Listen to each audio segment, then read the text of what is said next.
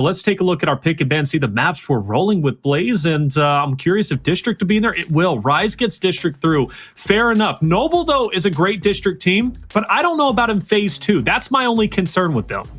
I think Noble Training Grounds is going to be their best map, but Rise getting District and Asylum, I think that goes into their favor very, very well, especially how this Rise squad plays. I'm looking at this series and, yeah, Noble can be an underdog, but I tell you one thing, going from first seed to last seed, close to the last seed over 2 splits, you shouldn't be calling this Noble team an underdog so quickly. They should be picking up off where they left off the previous season. But I would say that when it comes down to this map cycle, I got to lean towards Rise because of that District and Asylum pick. And I don't see Noble being able to out-rotate them and outslay them there. Well, that's always been something Rise has been good at whenever it comes to out-rotating. Honestly, outslaying is something that wasn't necessarily a talking point, or at least for some time, especially in Phase 1. But when you talk about outslaying, it's a real topic now because Rise has just heated up. I don't know what got under their skin, what made them want to start popping off, but they are playing very, very well. And, it's about time they do so, especially being this close to the major. But let's go ahead and talk about our predictions, Blaze, because for me, this one... Even before the roster change for Noble, I think, I couldn't go with them. They just haven't been looking good to me. And I've always had a hard time placing where they do stand, despite them being first place in Phase 1, going to mid-split playoffs. I didn't know where they were. And it's going to be the same story. I have to go with Rise. I think Rise all around, even though they've had their struggles, again, the past couple of weeks they've been performing. They look like the old Rise that I've been expecting to see, that veteranship coming to the forefront. And I think that's going to lead and pay dividends here in this series. So I'm going with Rise. What about you? All right, when it comes down to these two teams, they're both a big reason why my predictions is as trash as they are. All right, just not a dream conspiracy. I think they're gonna win. They don't come through with, for some reason they fall short. But in this series, Rise have been playing like it's some new life in the air, and I think that they're gonna come out and they're gonna topple over this Noble squad. I'm gonna have to pick Rise to win this one. Rise been playing like they look more like they're in major form than Noble, right? You could tell Rise as historically peaking, getting closer to the major, and we're a week away. So this is where Rise starts to really come to full form. And I don't think this Noble squad is going to be able to catch up to them this major. So we're going to see some of that in this series. And I think that's a fair assessment, 100%. And I know we're going to be mentioning that as well when we do enter into the spring major. Chat, who are you going with? I'm assuming it's going to be Rise. It could be Noble, though. Are you going to shake things up and go against the grain? I say the grain, Taylor, or myself and Blaze, not really the grain, but you guys are going with Rise or Rise across the board. And of course, that leaves you, Noble. What are you going to do with everybody voting against you? They've got a tough moment ahead of them. They truthfully do, but this could be a start. And once again, as you mentioned, Blaze, if Rise loses this, relegation could be around a corner. That's a scary thought. I know Rise doesn't want to be there. They don't want to be there at all. And then, one of their next series that they got coming up is going to be against Elevate. So they're going to have to play against Elevate tomorrow. And Elevate is also another team who is close to Rise in a ranking. So, that they're going to be giving that one everything they got to be moving up a few placings. But rather if you're Noble or your Dream Conspiracy, both those squads being 0-7, they're going to need some help from the other teams in the league. They're going to have to play perfect throughout these next 2 days. And they have hard matchups, and it's not looking good for them. It's not. Now, let's point the conversation to Noble, because they've had their struggles being 0-7 naturally. But why are they 0-7? Well, one of the things Noble's always been known as is the shield, right? That was, I think Colin was the one who came up with that, saying they were the shield instead of the sword. But I was impressed with their older roster before the roster change, where they started attacking more. Their offense was looking more and more solid. Therefore, they were able to set up defensively, and they were looking like a well-rounded team. Yeah. But now, though, with the roster change of Mortifys entering in more of a support role, that puts a lot of pressure on certain players on Noble. Most importantly, Xysho. Xysho now has to really step it up and slay for the team. But that doesn't do them any favors. Now they can't be as offensive heavy, and I thought they were going in the right direction, but, no fault of their own. Now they've kind of regressed back, and that's my worry for them. If I'm Mortifys, I'm telling myself, if I can play at the level of Reptilian, then this squad can be great. You got a good team around you, but Reptilian played with such confidence and such understanding coming from that VQ roster and winning that championship. that added that extra layer of firepower to Noble that they needed, that extra confidence that they needed. And we haven't seen that since, but you know, as we get closer to the major where the big money's on the line, we'll see if this Noble squad can wake up and remember who the hell they are.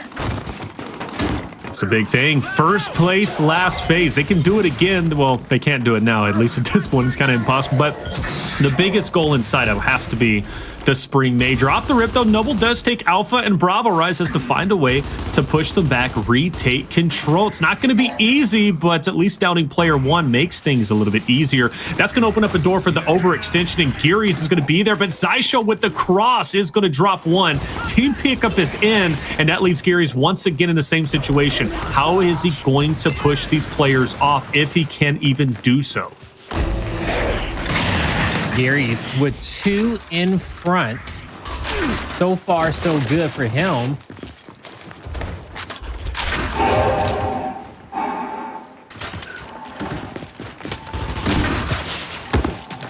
All right, so with these 2 players in front of him, you know, he's going to be trying to get this flash down and get through and try to get into this engagement, but taking a lot of damage here, Taylor. They will be able to actually pick up. Blaze, I want to hear what you're saying, man. I'm here on Discord. Let me get in on the action, brother. Let me get in on that action. Got your back.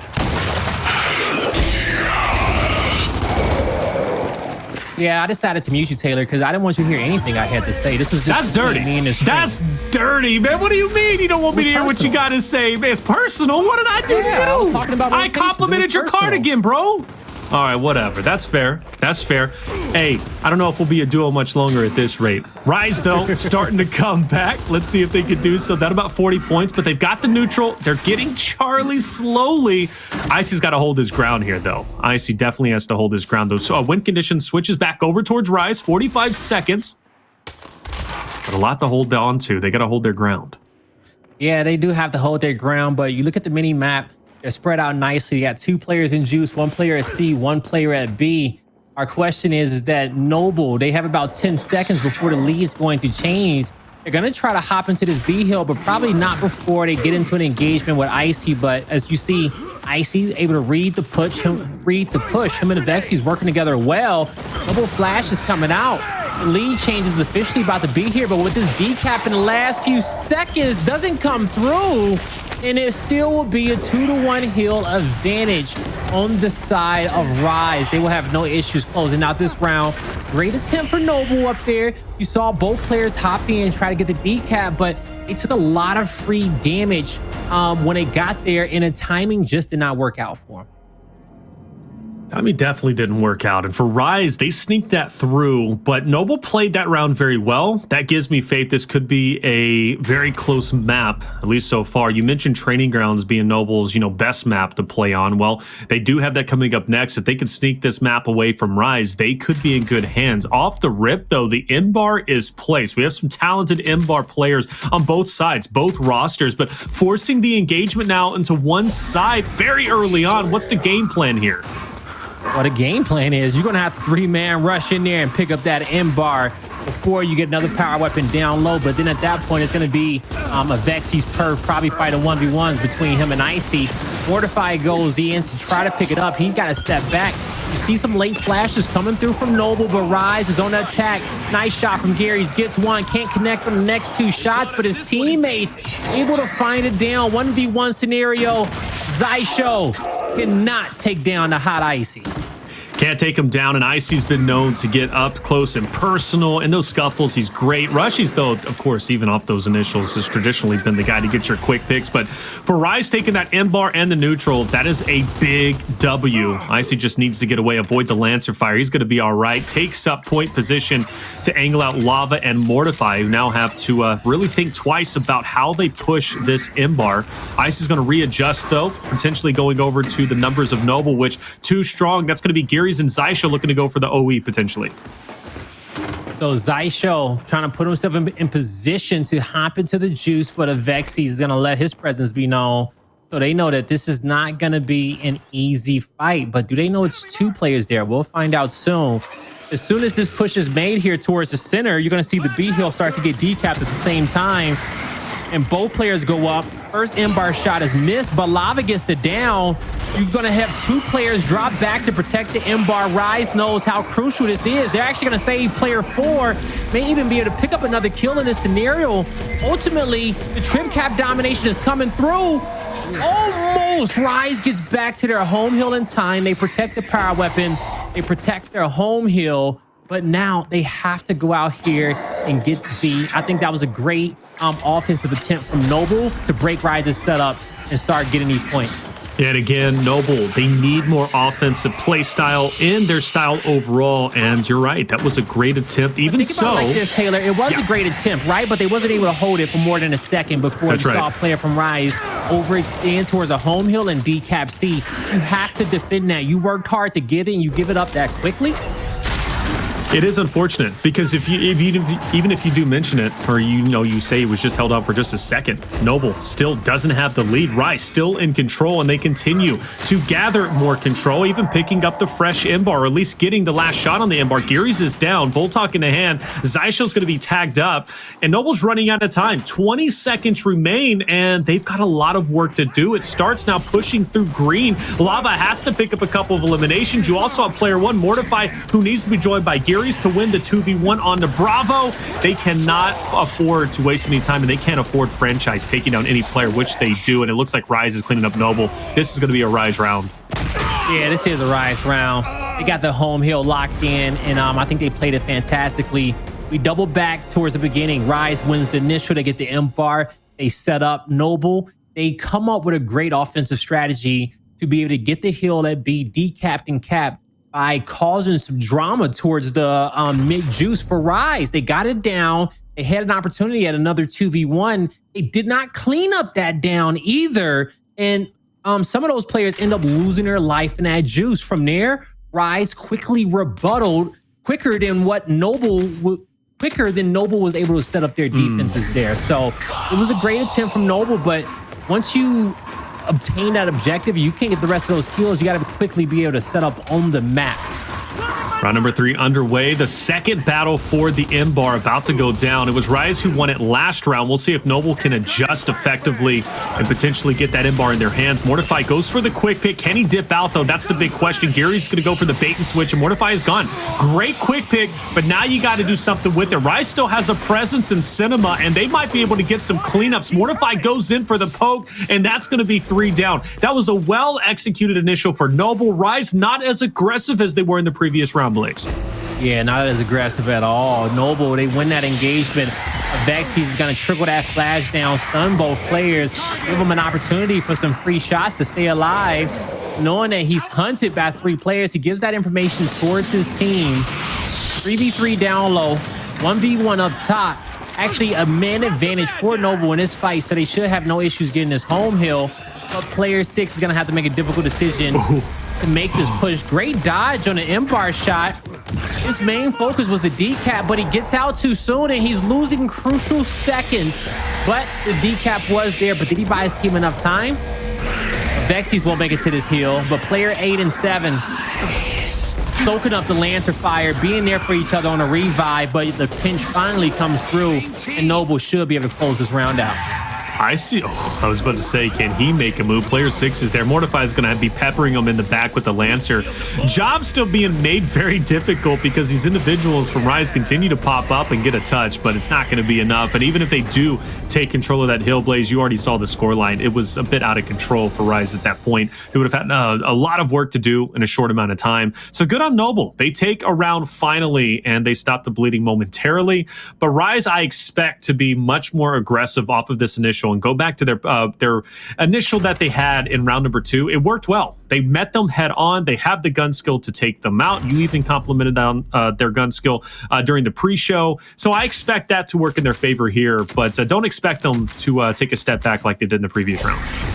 Yeah, I wouldn't expect that whatsoever. They're going to keep fighting the fight at the M-bar. Ryze, they take these headbutt engagements a little bit more differently than other squads. It's not always about get first blood, get that first chunk. They use their utility very well to try to get that last flash there, get a Lancer to wrap around and get a wide angle to help them in the fight. Now, both of those would have been great in this scenario because they just kind of all of it actually happened to them. Noble had the late flash. You saw the flank come around from the player Xysho center map, and they were able to get all the power weapons, and now they're gonna have hill control as well. Wow, so Noble stepping it up quite a bit this first half, looking to be tied up. Xysho picks up the M-bar, and you already know he's going to put it to good use. Avexys aiming down the side like he has a long shot, but it's just a Lancer. He's just trying to count numbers, see where Xysho's going, and that's a heads-up play to call out to the Rise members. Look, M-bar is going to be in this location over at Blue. Be ready for it. You can be ready for it as much as you want. Xysho's got a decent angle, and with these Rise members crossing over, he might be able to get a head or two. 3 members of Rise in this area. Xysho got 6 shots in the M-bar. How many is he going to be able to connect with? He's going to save these shots for when Rise tries to get the decap at the hill. It's a beautiful connection on the Vex. He's across map. The body shots on Icy. He's 2 out of 6 when it comes down to the M-bar. Get some help on player number 3 there for Rise. At this point, Noble knows they have the main advantage. They know where the last member is. They're going to have a few players split off down low so that they can get the pinch and also get the home hill under their control. Enemy marked. 1 member from Rise is Icy. He's being surrounded by 3 players. Here come 2 members of Rise off the respawn. Still very possible for them to pull this off, but with that down coming through, Noble is going to win back-to-back rounds. All right, well done for Noble. Things were looking shaky in rounds 1 and 2, but 3 and 4, they are back on track to make this a decent map. We're going to be switching over to the second half. That means the hill now is going from Cinema over towards Bandstand. But the M-bar fight is still going to be underway. That's going to be the main focal point. It's going to split up the teams a little bit. Unless we get a long shot down in Bandstand, things will get a little bit crazy. But now we got the M-bar and Cinema, and we have both of the home hills kind of sandwiching in that Cinema. So therefore, this initial just got that much more important. Yeah, no, it really did get it really did become more important. Hell, you know, at the same time, you know, over these last few rounds, the shot grenade has been there, but you know, at the end of the day, you get this M-bar, you're able to control this mid map, you can shoot down on top of that E-hills. Now, we'll see who's going to end up grabbing these shot grenades off the start. They are going to be picked up to start. Now, Noble's sending more players towards the side of map. Rise, their initial tells me that they want to play this one a little bit slower. Rushiez gets the first down all by himself to slow down the members of Noble, but he's not able to stay alive.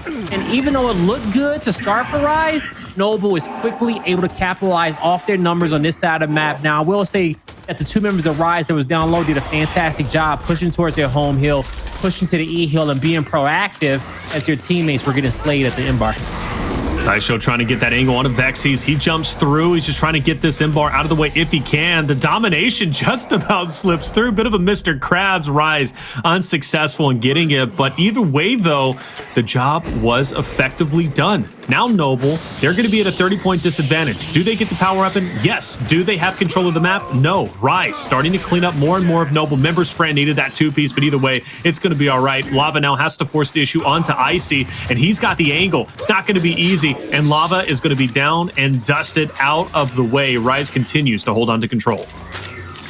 All right, now Rise, they're gonna have 2 players after they got that kill on player number 4. They know that they have a main advantage somewhere on the map, so they're gonna just move up, get towards that 50-yard line mark, push up their defenses just a bit. But as far as their setup, it's a perfect defensive setup for them in this scenario. It just comes down to them gathering intel on where majority of Noble members are, so Rise can properly defend against the push. Now, I think they are going to be able to identify that it is 2 players down low. They know where the M-bar is as well. Player 6 was not able to see him run away. Noble with the shot grenade. They're going to try to cut off Icy. And this is going to be an interesting spot, an interesting hold for Icy. Can he do it? He's getting angled out a little bit. He's going to avoid. Stairs. You do? I don't know why he threw it there. But even so, can Rise maybe make up for the mistakes? Avexys is not doing himself any favors. He's stuck between 3 members of Noble. He's going to be gone.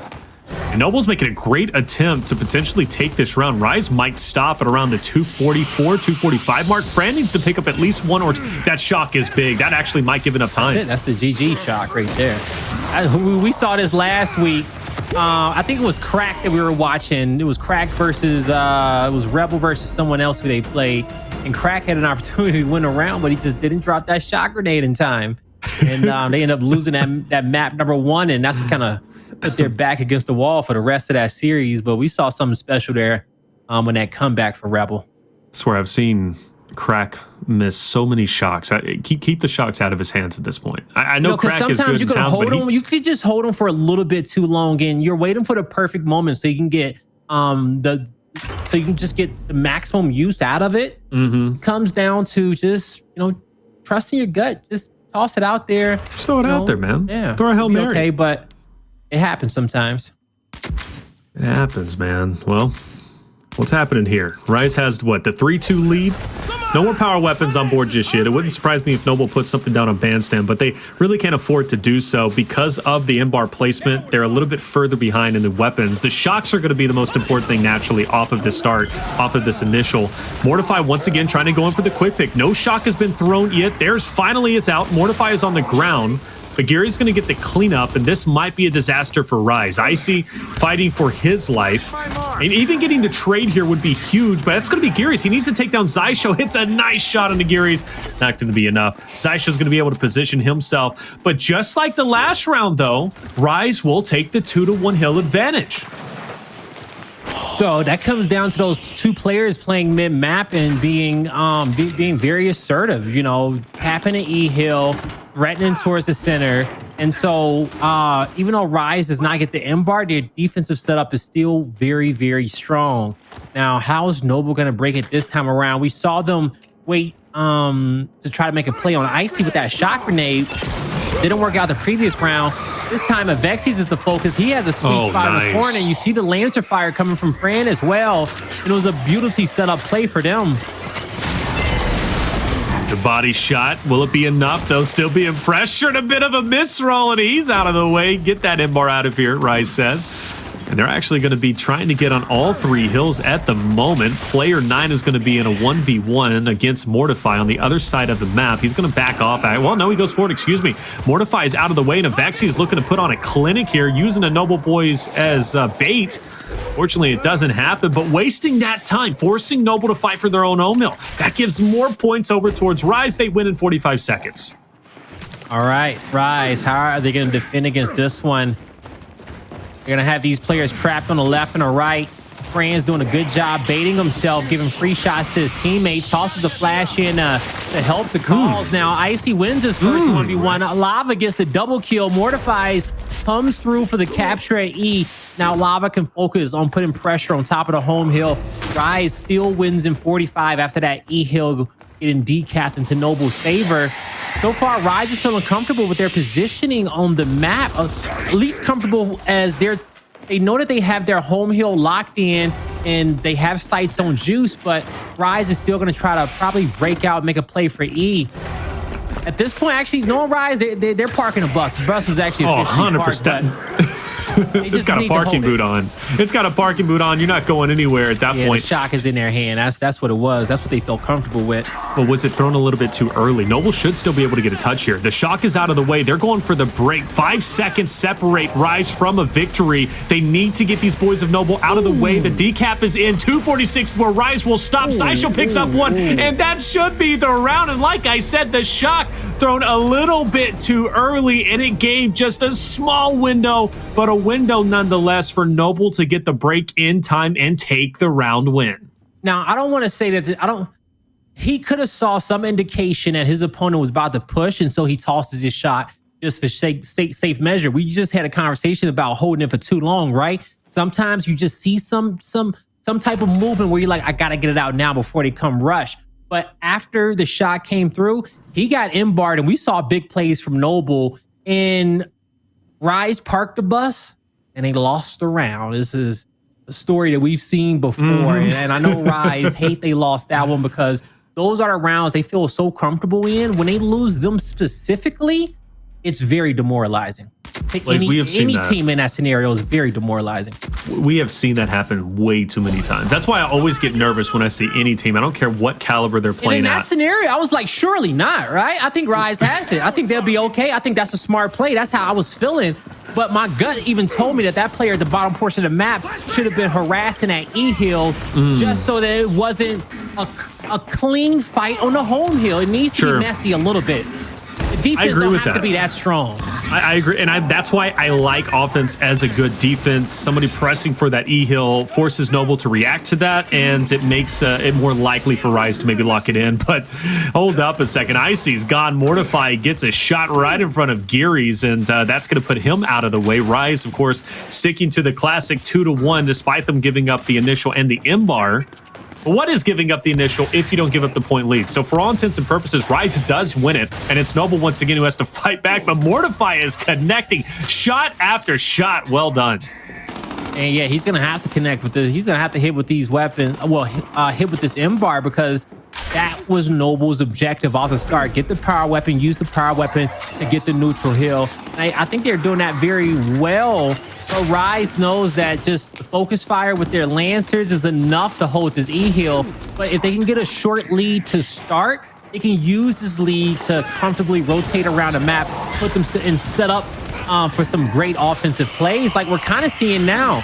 You know, even though their opponent had the 2-1 hill setup, Ryze was able to talk about it, move in together. They still have the lead. They're working to take out this M-bar. They're going to finally be able to do that. But in the end, Ryze has map control. This is a big 1v1 for Gearries. Gearries ends up falling to the wayside. Now, player 9, what's the game plan of Avexys? Basically at the 1 yard line. He's going to back off, letting Noble know he's there. He's being annoying, right? He's letting them know, hey, check it out. I'm here. You're going to have to deal with me. It's not going to be a free ride over towards, you know, home hill to home hill. It's just not, bottom line, period. Plus, I'm joined by my boy, which is going to make your life even more difficult. But either way, Avexys finally drops, and Rushiez is by himself. But that's a good answer back. Bit of a team pickup, and Avexys is in. Yeah, so neither player cleaning up the kill there. Avexys, this is his last down. He makes it around a corner, and that's the sweet spot. His teammate comes back with the shock just to defend a home hill a bit longer. Flame grenade on top of E. That prevents the cap. Beautiful down comes through for Ryze, and that's a 4v2 for them currently on the map in a late game. They'll have no issues closing out this round. No issues indeed. A lot better than the last round. Of Avexys showing, hey man, it's lightweight over here. We're handling our business, but it's really not lightweight. Scoreline is 4-3, okay? It's been very close so far. Noble can answer back. I assume the disables are going to come out. Get rid of those shocks, man. Yeah, that can definitely help. That can definitely help either one of these squads, but you know, more so Noble probably than Ryze, because Ryze has their game plan down pat. They'll keep sitting 2 up here to kind of defend this M-bar and contest it. They'll have one guy in juice and possibly one guy down low pressing towards his E-Hill. What happens is that if Noble keeps sitting 3 players up top towards M-bar, you're giving up E, you're giving that player an incendiary grenade to control it, and also retro lancers down there on that side of the map. It's going to be nice to have that M-bar, but close quarter engagements, Ryze still has the utility to lock that portion of the map in. So we're seeing a solid 2v2 fight for M-bar, 1v1 mid-map, 1v1 down low. This is looking a little bit better setup for Ryze, as this 2v2 fight kind of goes in their favor at the M-bar.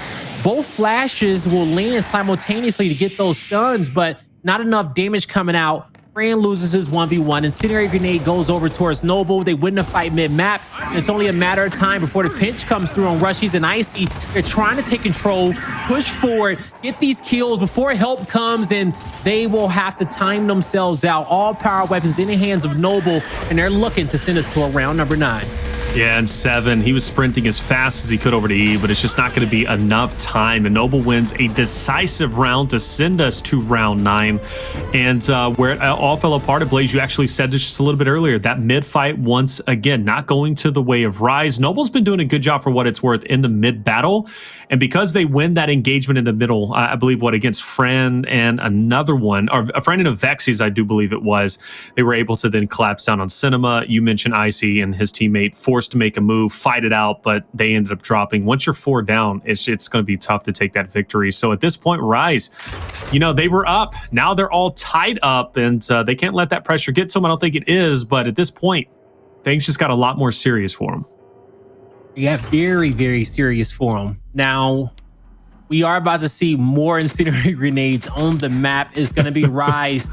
They'll be able to get a free incendiary grenade to level up and get 2 more. So if you use that right, you put your team in a great position. And it's going to be Rushiez who is working that nade down low. Actually, yeah, it's going to be Rushiez who is working that nade down low this time around. But if we go in this up top fight, Oh, actually, Rushiez, he just uses his spawn to get the first 2 nades, but I want to say the other set is still behind him, that 1 nade.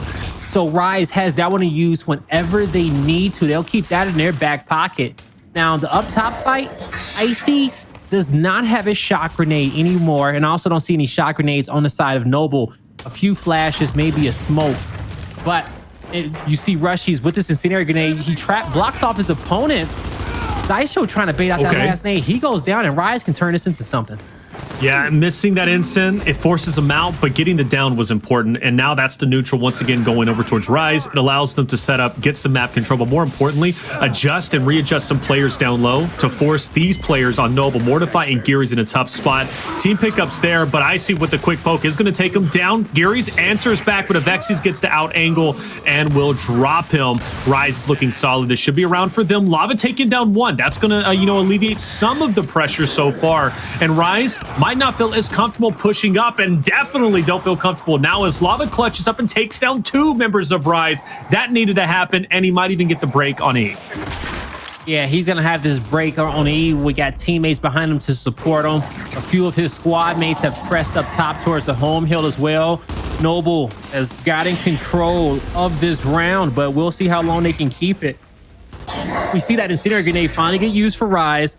That stops the capture off the edge so that they can kind of focus fire to 1 player. Now up top, Xysho backing up. This is a 2v2 fight as well. Noble is the only team currently getting points. They're going to step onto the hill to force the fight. A fight that they may not have been ready to, at least on the top portion of the map. Down low, they will win that engagement, and it is a race to the home hill. But look at the score.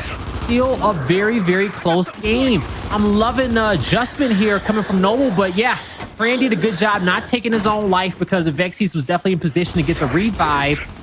But the score, Noble, all Rise has to do is capture the E hill, and they are back in position. At this point, I'm questioning Noble not capping that E hill right away when they did, because if they could have did that and just shifted over far enough to get a Lancer possibly in juice to stop a player coming from Cinema, then they could have held off. They could be getting 2-to-1 hill advantage right now off of points. But hey, ultimately they have the lead by a few seconds. We'll see if that's enough. Avexys 1v1 against Xysho. This is for the fresh M-bar. It respawns in about 4 seconds, and Xysho's getting some nice damage, and that's going to be a critical power weapon going over to the way of Noble, especially for this late game play. That's going to be huge, and also getting the drop earlier, that is going to be massive. Rise, tough spot, but they do get the neutral, and they get the decap on the other side, but that doesn't mean they're safe just yet. But they are doing everything right. Xysho's still up with the M-bar. Lava's now in it, Mortify as well. It's going to be Noble taking the E hill. Rise so close to victory. Noble needs to get over to F. They can't waste any time. Yeah, they can't waste any time whatsoever, but I don't think they're going to be able to, Taylor. These last second fights that Rise have been winning have been important. They're winning them on Noble's side of the map. You saw player 1 try to overextend towards the other side, but Rise, they made the perfect rotations. They had great teamwork in round number 9 to close out District and strike first in this series.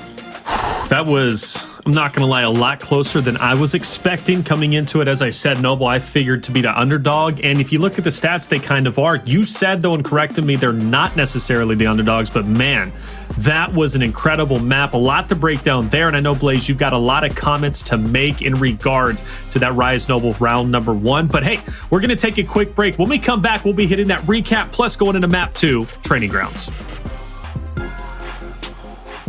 Welcome back to the Gears Pro League Day 7. About to hop into map number 2, Training Grounds between Noble and Rise. But first, Blaze, we have to recap map number 1 here on District. A lot closer than I was expecting. But talk me through it, Blaze, because I know we were talking a little bit during that break, and you were telling me Rise gave up some critical rounds. Rise gave us some critical rounds where I felt like they had the pace in their favor. The one round with the shot grenade specifically, where we saw them park the bus in the spawn. That was one that could have been demoralizing for them, but they managed to come back from that one. Ultimately, it was their game from start to finish. I felt like even though they wasn't getting a power weapon at M-bar, they had great rotations. They had a gameplay at all times, and then certain scenarios, the boys here of Noble may have played a little bit too passively where they had advantages, or they waited just a little bit too long to make some key pushes that they needed to make. just not playing as fast as Rise. Some scenarios you can argue they may have had a little bit better defense, but other than that, you know, Rise offensively was quicker and defensively was better than that map number 1. And it was a close series, went down to round number 9. And that's what I would expect out of both these teams when they are at full power, that we do go the distance. But I don't feel like Noble is up there with Rise just yet. They need a little bit more time, but they still made it close here because of some of those mistakes I feel like Rise made. And let's kind of, you know, hone in just a little bit deeper on that map number 1 on District. And when you talk about Noble, they were able to win, you know, that M-bar pretty much every single time, but they weren't capitalizing on the hills. Rise basically had the hill advantage off the initial every single time. So Noble was trading power weapon for hills and taking a point deficit early on. Talk to me a little bit about that. Was that the right play? Well, when you take that point deficit early on, you're almost expecting it, and you have to use that power weapon to get control of that area of the map back. It kind of got balanced out once the incendiary grenades got placed down low, and then that was a 50-50 1v1. But some of the rounds before that, you just have to make sure you get the M-bar down low, you pick up those kills, you get the heal back in your favor, but you also need to stay at a pace in which you're playing for a trip cap domination because you have the power weapon. You have an M-bar that can shoot anybody across map. So with that long range potential, you can get the damage on some of those stragglers, probably support a player in a 1v1 who is threatening that trip cap domination up top. But when you have that power weapon and you do get that 2-to-1 hill setup, you got numbers, keep playing up, keep getting map control, see what your opponent's going to give you.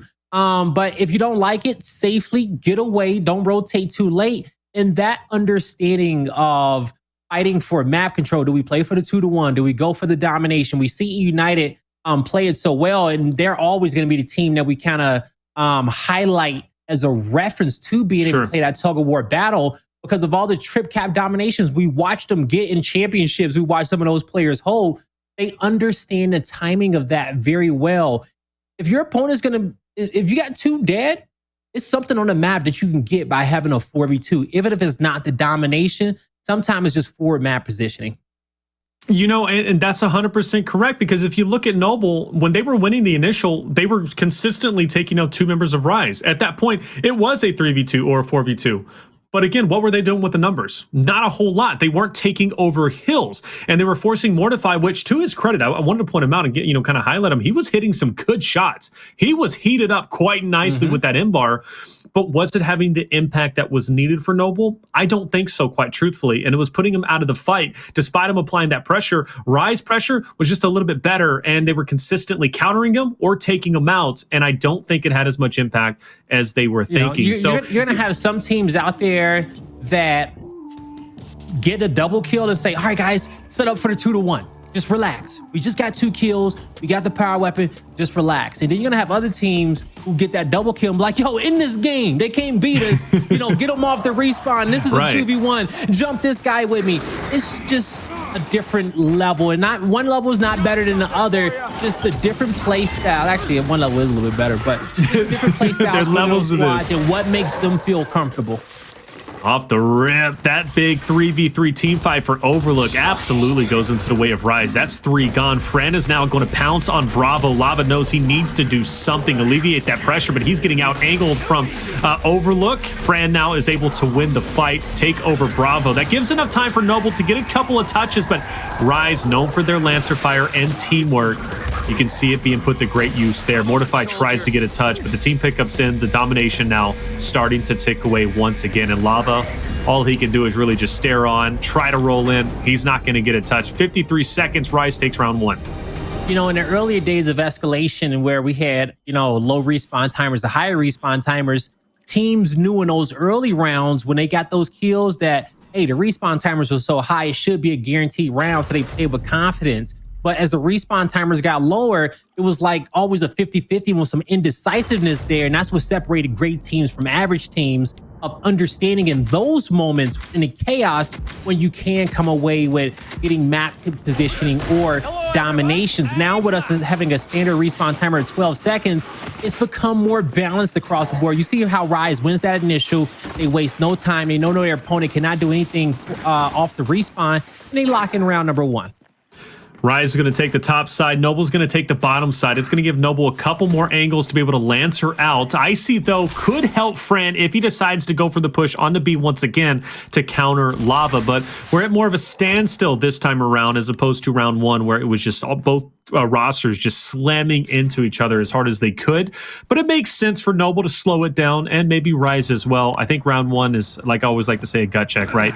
Which one is going to have the better slaying power? And Noble found out quickly who did. But as the standoff continues, the initial still underway, and Blaze, no one wanting to make a move. Move is about to be made here very, very soon as we see Rise focusing his player here towards the back. I didn't like that first flash that came down, but granted, that player did not move an inch, and Rise will be able to get first blood. So the double flash did work out, and it seemed like the focus point was actually the two players on Noble's side of the map, not that one player who was back you for Noble, which I think it was Xysho here. Actually, it was player 6. It was Gearries. In the end, Rise, they made a great offensive push. They get the kills in quick succession, and they know that they can transition this into a trip cap domination. Bearing, they get these last two kills here towards the B hill. They're doing a good job pinching from multiple different angles. But the revives are there from Noble. Not over yet, though. Ooh, Rushiez was in a tough spot. He was getting sandwiched between Noble members, but he takes down Xysho, and now he's on the flank of Noble. You see them backtracking to try and just get rid of him, get him out of their hair, but they finally do. And now Noble's going to work their way over towards Alpha. Icy playing in a bit of a sneaky role. Finally, he's going to be spotted. Hits a Boltok shot onto Xysho. Job not made any easier as of yet. He forces the issue on Xysho because he understands he's got to go forward. There's a player pushing him from his right, but Noble committed quite a bit to that, and a new opening arises. Franchis sees it, and he pounces on B. They keep the 2-1 in the point lead for Rise. And now at this point, as Rise has this lead, they're feeling very comfortable. They know that this Noble squad is going to have to get through about 2 layers of defense to even get towards their home hill. And the longer they can keep this round going, the better. Two good shots from Fran, but not enough support fire because Noble brought pressure up mid-map. And once again, where it looked like Rise had a strong defense, they got their backs against the wall. Having to fight this last second battle on top of their home hill is not looking good for them now. Ooh, not at all. Fran is going to sprint to B. He's going to try and get this touch. It's not going to happen, though, just a bit too far away. And, man, I'm getting PTSD from District Blaze. That's the same way it finished. The first down that Fran got, well, that he helped assist it on, that's a Lancer scenario where you pull out a Lancer or a pistol, and then from there, you just got to get those remaining few shots in and get those 2 players. They had the defensive setup, but I think just Noble put pressure from multiple different angles where Rise was confused on who they were supposed to focus in at a given moment. And sometimes the way Rise plays, the play has to be perfect. It's designed a certain way for you to focus this guy in. As soon as something else happens in the background, it can all come crumbling down, as we saw there in that last round. But Rise bounced back from that blunder in the last map. It's just round number 2. Retro Lancers are down. Let's see what happens off this initial. Both teams are going to opt to skip the retro so far. They understand this 3v3 clash is a little bit more important so far. Most likely the person off the respawn is going to take up the retro. Gearries hitting some nice Lancer shots, but even so, Rise continues to push forward. But with that chip damage, Avexys and Rushiez more manageable. Mortify will get the 2-piece. Icy's going to backtrack, take down Xysho, now force the issue onto one just up ahead, but his job has now finished. Noble now is going to have free reign to go for the overextension, and things are getting a little bit scary because Bravo is also won, but Noble does push on the brakes a little bit, Blaze, and we're going to have more round as Rise looks to retake Overlook.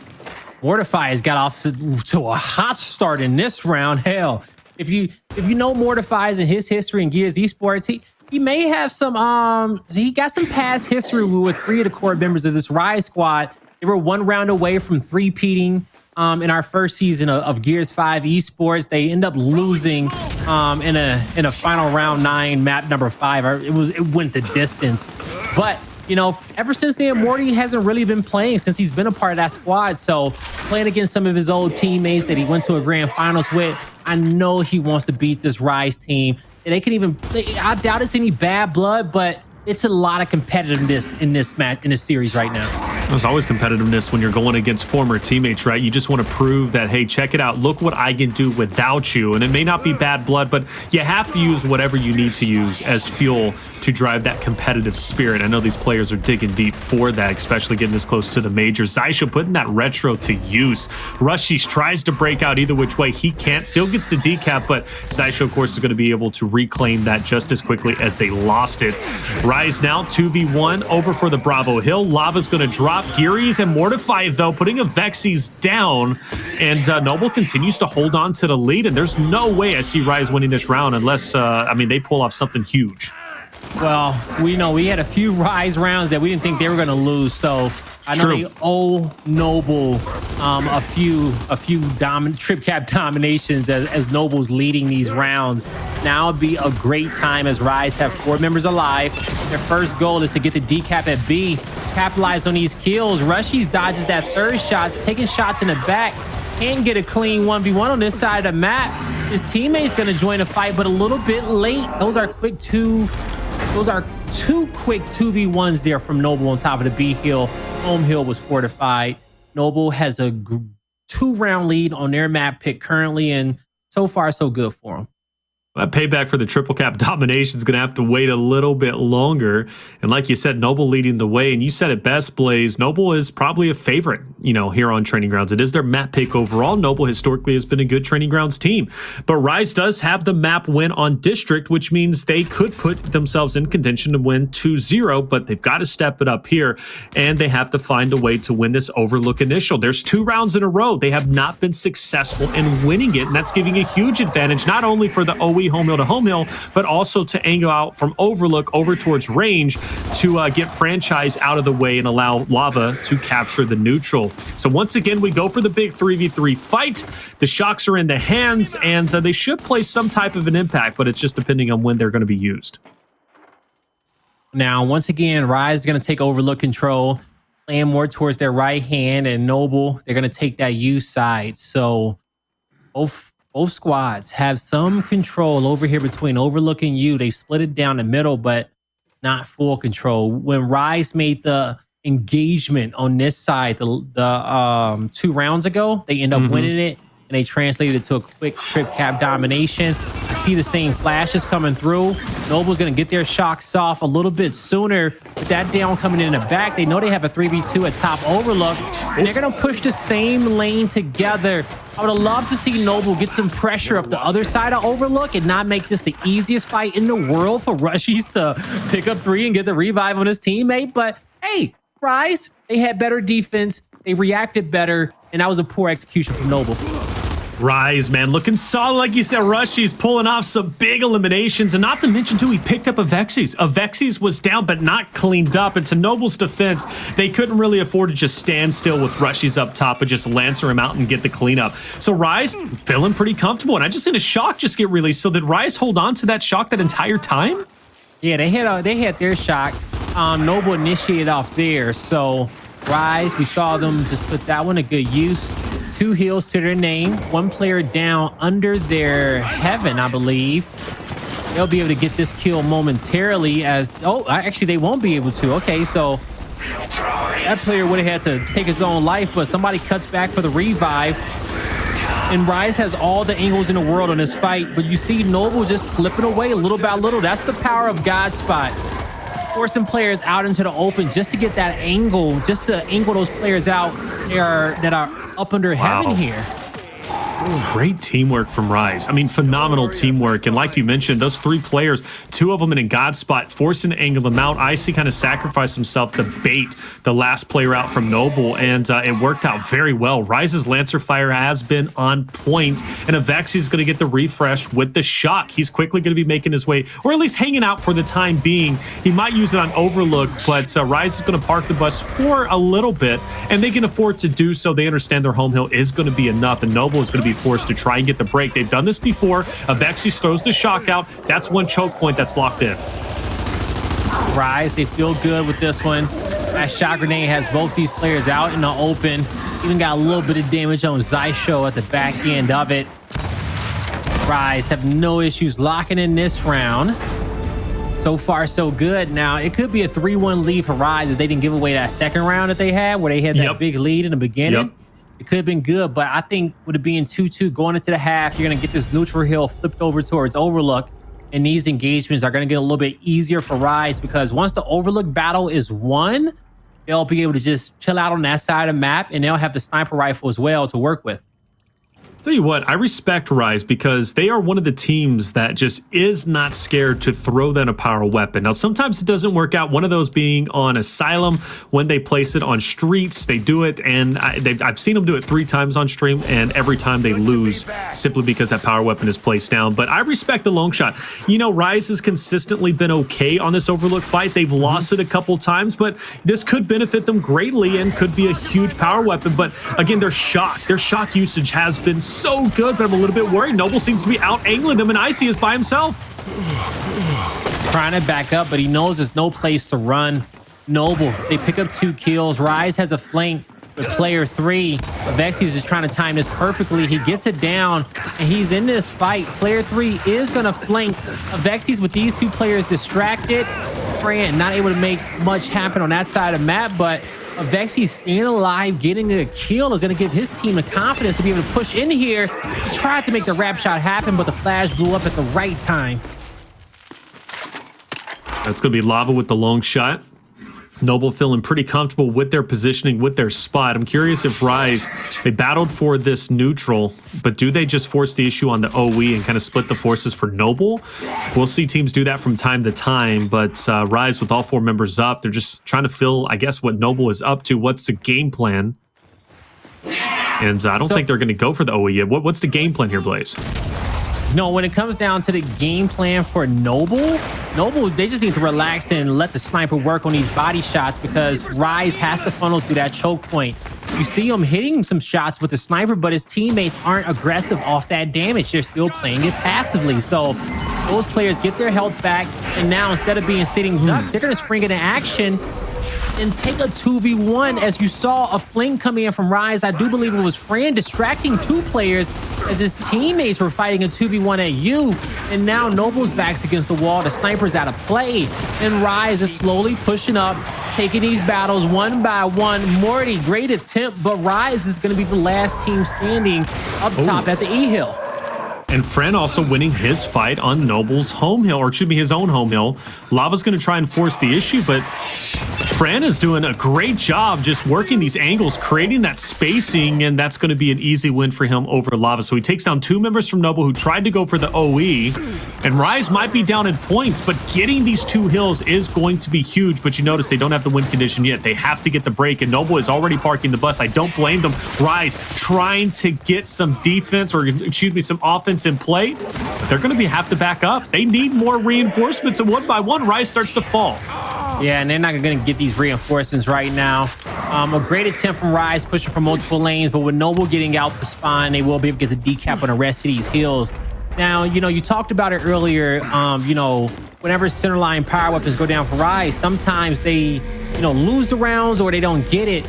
And the thing is that when it comes down to centerline power weapons, especially when they're placed on key neutral hills, like entrance on Asylum in second half, you know, over here at the U second half TG, depending on the power weapon, it will increase your chances of a trip cap domination winning the initial. Okay, the power weapon in the map is a specific combination. Think back when we had the drop shot with 2 shells being placed down at you, right? Rather if it was 4v4 gears or 5v5 gears, if the drop shot was there, you won initial, your odds of getting the trip cap domination early were extremely high, and you had to play for that. If you played too passive and parked the bus, you gave teams that prime opportunity to come up with strategies to beat you. So in this scenario, you win initial, you get the sniper, you can look across towards your opponent's heaven and get that early domination if you want to, but you still have to be a great team off the initial. And I think Rise is one of those good teams. So that's why they keep putting those center power weapons down, because if they play their game and they can outsmart their opponent in scenarios like these, they get power weapons to close out these rounds that they need to.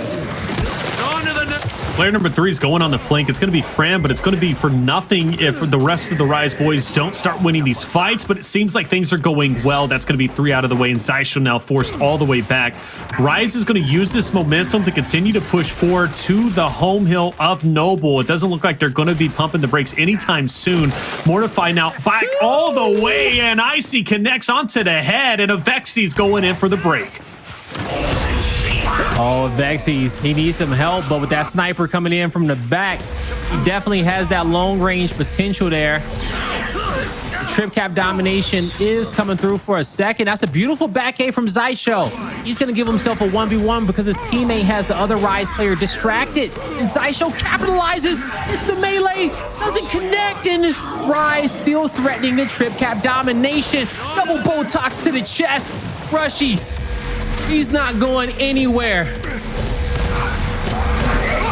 Oh, 2 good shots. Oof, he stays but alive. not enough. Oh, he does stay alive. Is it? No one's there for the no one's going to get that pickup. But you look at the score, Blaze, that Rise is able to accumulate. That push was brilliant. Now, if they can effectively stop them on Overlook, which it seems like they're doing a great job with the Lancer Fire, man, Rise can have this round in the bag and tie it up 3-3. But Noble does get a break. They break through the choke point. Fran has a lot of pressure on him.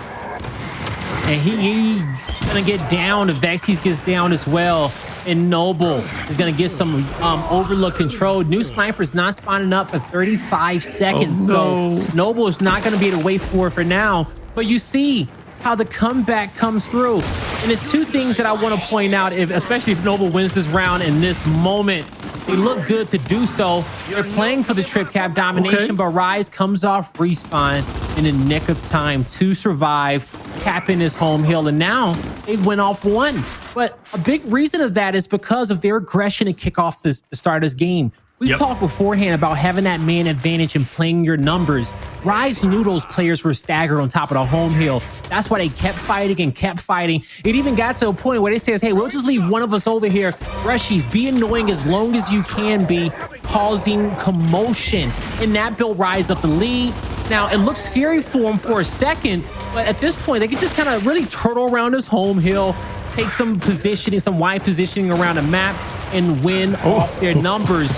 But you see how it got scary for him, right? Noble almost won that round. That's why understating the timing of when you keep trying to play in for that trip cap domination and when you back up to hold the 2-to-1 hill setup, that timing, it's fickle.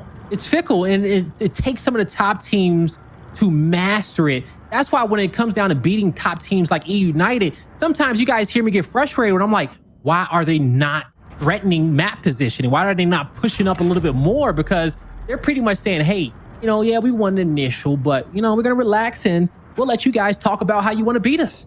And sometimes that's all teams are asking for, to be able to pull that off. A little time. And that's a great assessment. It truthfully is. You have to find that balance of aggression, pulling back. And in that case, Rise, they did a great job, but Noble just about made it scary. And I do want to compliment Rushiez, by the way. Rushiez, he was pressured in that 1v2, picking off that first player, pushed Lava back down steps, and gave enough time for Rise to come off the respawn and ultimately win that round. Rushiez, a key player into why that round went to the way of Rise. Now we're tied up 3-3. Rise has put themselves back in the game. What do they do with it, though? Icy's going to take down at least 1. Rush is going to be there for the 2nd and the 3rd. And Xysho last alive. And we could be seeing another instance where Rise pressures the home hill of Noble, and they're going for it. I love how Rushiez gets the first 2 kills, and now he's like, Avexys, get out of my way. I'm trying to get the 3rd. If you don't want to get it, let me get it. But I'm on fire right now, and you got to let me play off my aggression. And in that scenario, you will have 2 members of Rise go down, but the sniper's in hand. Avexys connects with the body shot, but he didn't see that player coming. And Rise playing for the trip cap domination. Ultimately, they're going to lose the E-Hill. And we talk about that delicate timing, okay, of aggression and defense. I think getting those kills in quick succession, the way that Rushiez did, was completely fine. But Avexys, how he went up there to follow up on him, it didn't work out the way that the home hill battle played out. Rise going to double down for the overextension, keep putting that pressure on for Noble. Avexys picks up one and the team. No, he can't get it. Mortify gets the finish. Now it's a 1v1. And Avexys, he can't go anywhere. He's going to be forced to engage, and he needs to do it before Noble comes off the respawn. Specifically talking in terms of Gearries, who's going to be there, but the rest of the cavalry is here. And Mortify hits a great shot on Avexys. Not enough. He's got to go for the re-challenge, but luckily, as I mentioned, Gearries is off the respawn. Mortify has help, and now it's going to be very tough for Icy to stay on his own 2 feet. Fran also drops in. Noble handling their business. Rise might have a lead so far, but Noble is starting to look scary. Yes, Noble is going to have the win condition too when they take that 2-1. So Rise at this point, even though they win a great initial, they apply amazing pressure. Now you look in the spot that they're currently in, forced to once again fight for power. Shot grenades just fine. Both squads are going to make sure they pick those up for the next engagement. New sniper's not coming up for 15 seconds. Noble is set up, but you got to assume Rise may drop the shot grenade on top of E. Noble's using a little bit more defensively. That's a cutoff shot. That traps Xysho in the corner, but it went a little bit too deep right there. It could have been an insta-kill if it would have just landed in the right spot. But in the end, Rise, they're going to overextend from home to home. They know that's going to be their best option as staying alive in this round, a round in which they dominated off the initial. You finally see the lead change in favor of Noble, but it seems like Rise, they have been fighting for another heal for the last 2-3 team fights off that initial. They just have not been able to win one of those battles. No, none of them. None of them at all. It is probably, Rise, we often see them a lot. They'll win that initial and they'll just set up on a 2-1 heal setup. And then they'll win one more team fight and they'll move in for the domination. That round, they played a little bit too fast and they lost all the advantages in which they earned early on during the round. I was amazed at how quickly Rise went back once again for the overextension and lost that. I think they OE'd 3 times that round and they lost every single time because Noble was able to shut them down. Yeah, and the reason why they felt so comfortable doing it is because they had that lead.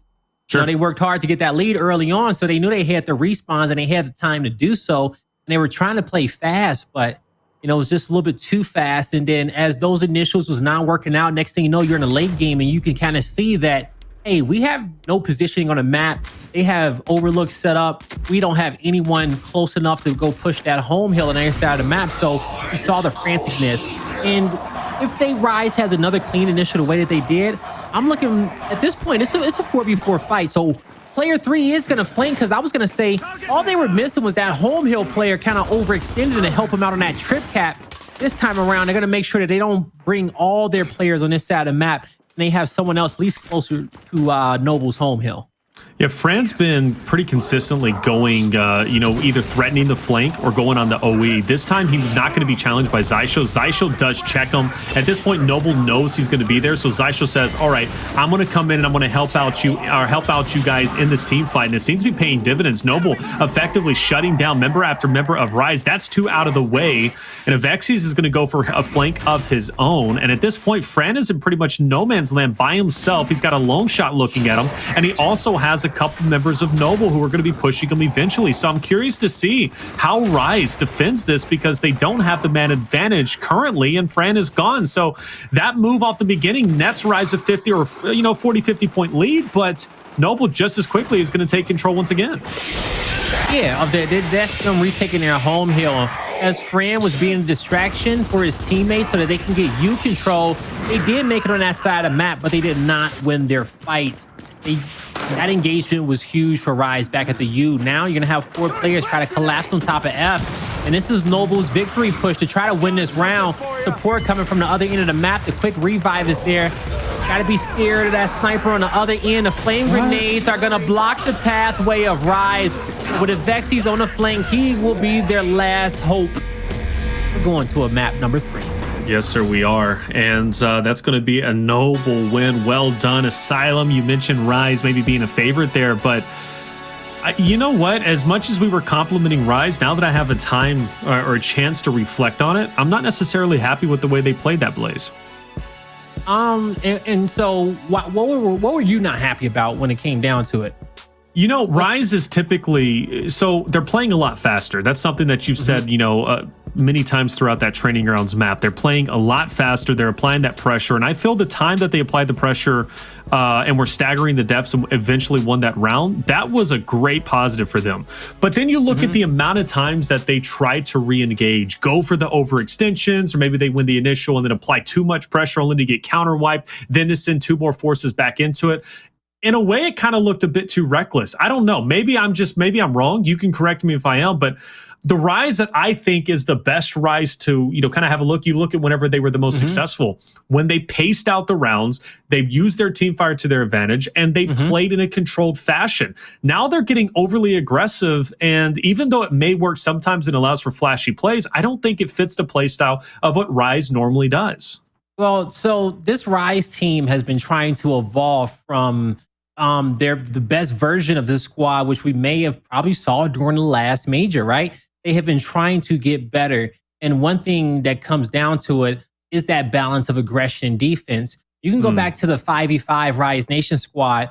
One thing that we gave them a lot of slack on was that they won the engagements. They held the 2-1 hill setup, but we wanted them to play for a little bit more because we knew that they were talented players. We knew they had numbers on a map. We wanted to see them safely take more map control than what they were previously. Now, the 2 rounds in which you're speaking of on training grounds was the round in which Rise got really aggressive off the initial. We saw Rushiez on top of his opponent's home hill, making some plays there. But Rushiez had to come off respawn to win and get 1 kill on his home hill to save that round. The next round, Rise wins the initial. Rushiez dies on a home hill with Avexys. And from that point on, Noble had control of the map, and Rise were trying to play off the lead in which they got early, but they never was able to get anything, right? You just kept seeing that they kept overextending across the map. They felt that franticness. Now, the balance that Rise has to find, the best version we probably saw of them was, they win the initial, they slow it down. They say, all right, we got 2 hills to our name, win the next team fight, win the game. But they're trying to win the first team fight, keep their opponent staggered, and get the trip cap dominations off of that. And that's honestly how you have to play it sometimes, because we said it before, a very solidified defense isn't always the best one. It needs to be a little bit messy, right? It needs to have some wiggle room to it. If not, you're going to come against squads that say, bro, all 4 are in there, it's fine. We got them right where we want. All we have to do is trade out the kills, and the next thing you know, you park the bus and you lose the round. So squads know how to play against that. And with players like Rushiez and Avexys who can solo certain areas of the map and kind of rotate by themselves, they have to understand that pressure of their own and say, yeah, you 3 hold that side of the map. I'm going to go try to get this hill by myself. I'm going to try to overextend and take a 1v1. I want to see Rushiez and Avexys play with more confidence in 1v1 lanes, winning big battles to overextend and help the core 3 just have some wiggle room to play off of, because there's a lot of talented players on this Rise team, but we either see them play too defensively or we see them play too fast. And I think we're all their way trying to find that middle ground. And that's kind of what we saw in that map there. And fair enough, that middle ground, what is it? Again, you mentioned their performance during the major. I agree. I think that was the best Rise that we have seen, at least up until this point. And I know Rise, like you mentioned, they're 4 talented members. I mean, Rushiez and Avexys, my goodness, they just slayed out. Rushiez had so many incredible plays, but again, that aggression for me was just a bit too much. It was too heavy. And if they would have slowed it down, maybe, they win that huge 2-1. And I know you mentioned it and you kind of, hit the nail on the head. You see teams, more than not, they'll win the initial, they'll win the 2-1, and then they'll allow the team to think, how do we beat you? How do we really, come back? But I'm not too worried about Rise in that position, because I think they're smart enough to be able to counter whatever they're throwing or Noble is going to throw their way. Again, Noble, something that's been lacking for me in terms of their gameplay, whether it be before Mortifys or after when Mortifys is here, was their offensive work. It was improving, it was getting better, but I still feel it's not the strongest in the game. They're the best when they're able to play defensively. And when Rise wins the 2-1 on training grounds, then they force Noble to go into offensive mode, where I think Rise can handle them with ease. Or not with ease, but at least handle them a lot better. I think that training grounds map should have been theirs. And in my opinion, Rise beat themselves. Yeah, they definitely beat themselves on a few of those rounds. Definitely did. But, you think about Noble training grounds, Morty made some big plays. He made some big plays in Overlook. He was able to get that power weapon, lock that portion of the map in with his team, and he kind of slayed out there, right? He was MVP of that series. As we head here towards Asylum, if you can get an M-bar and maybe one of these 1v1 lanes, maybe up top on entrance, or at least a power weapon for maybe Avexys or Rushiez to play around, I think that's going to be good for Rise. I know maps like District, when Avexys has those solo lanes around a power weapon, let's say you got 2 power weapons down center line of the map, him and Icy fighting for long range weapons. I feel like Rise plays better in those scenarios sometimes than the big 3v3 team fights, right? Where you have 3 members going towards top entrance, or you got 3 members going towards cinema on District. They know how to get the upper hand there, but those are more headbutt engagements that I don't feel is very suited for Rise there in those scenarios. Yep. I look back on Rushiez's career of him being the big time front spawn slayer in Gears of War 4, his transitions throughout multiple teams. And one of the next things that I want to see him be able to do is to, put that power in the right container, because energy is only as strong as the container in which it's in. And, for Rushiez is that, he can bounce around a map and he can slay out, but I want to see him take some 200 IQ level fights, slow it down a bit, play some secret man positions on the map. Just have enough harassment where your opponent is always thinking about you in the back of their head. And I think he can go off and play some of those solo lanes and, increase his gameplay there to just alleviate pressure in other lanes where Icy, Fran, and Avexys can succeed in. Energy is only as strong as the container that it's held in. It's May the 4th. All right, it's Star Wars out here. You trying to be Yoda? What's going on? You're dropping knowledge bombs, brother. Like you're bringing. It's getting deep in here, huh? It's the cardigan. It's getting deep. Maybe it is. Maybe I need to throw me. I don't even have a cardigan. I'm not gonna. I need a cardigan, man. But hey, check it out. I like that quote. I'm gonna be writing that down and using that for later on. So if you hear me say it, I'm just gonna take it as my own blaze because that's you brilliant. can have all the skill in the world, but if you don't know when to turn up and turn down, what's the point? What is the point? Always turning up. People are going to know how to counter against you. But if you're too passive, they're going to know that they can always get that pressure up on you as well. So understanding that balance of when your team needs you to be an aggressor is super important. You can go back towards the mid-split major. Inzum alone and his individual skill, sometimes squads say, hey, he may be on this side of the map. Can somebody go check? We may need 2 over here. And when you have hit one player who's playing a solo line always in the back of your mind, it just alleviates pressure from the main fight at the forefront and gives your teammates so many more options. When the flip in, typically those 1v1 lanes, players go into it with the mentality, all right, I just need not die. I'm okay. If we lose the team fight, it ain't my fault. Okay, because I wasn't a part of that engagement. I just need to, play my 1v1 position and not get pushed and I'll be all right. But that's such a passive mentality. That's a loser mentality, man. We watched Rocky have that mentality against Rebel, playing against Coach on Foundation. I ain't pushing my lane. I got a retro. I'm chilling here. I'll be okay. Yeah, you guys win a fight over there. But you need to say, hey, bro, I'm on a better level than you. Okay, I want to force you to play my game. I'm going to threaten you every round and just push up your lane just to see what you're going to do. And sometimes players will show you tendencies where you're like, bro, I can dart this way, get a right-hand advantage, get that early pressure. And as soon as I get the first shot, it doesn't matter. He's not coming back. I would trade shot for shot. As long as I get the first shot, they'll win the battle. We see 1v1 players with that type of confidence, and they are constantly looking for advantages for their team, not being passive with excuses. I got my retro. I'm protecting the home hill. I ain't got nothing else to do. I'm doing my job. Let me know when you guys need me. That's top 12 mentality.